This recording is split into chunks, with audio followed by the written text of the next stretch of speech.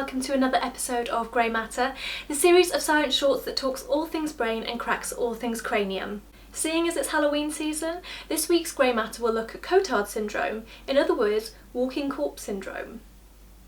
In 1880, Jules Cotard first described the curious condition of a 43-year-old woman. This woman said that she had no chest, brain or intestines and that she was just a walking, decomposing body. She said that she had no soul and she couldn't die a natural death and she was living eternally in this way.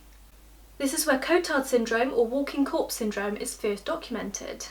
This condition is where a person believes that they are already dead or they don't exist and often think that they're living immortally. It's thought that this condition is related to abnormal functioning in the way your brain identifies yourself and those around you.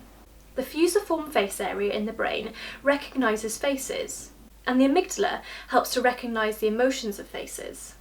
And these two brain areas show differences in activity in people who have altered perceptions of themselves.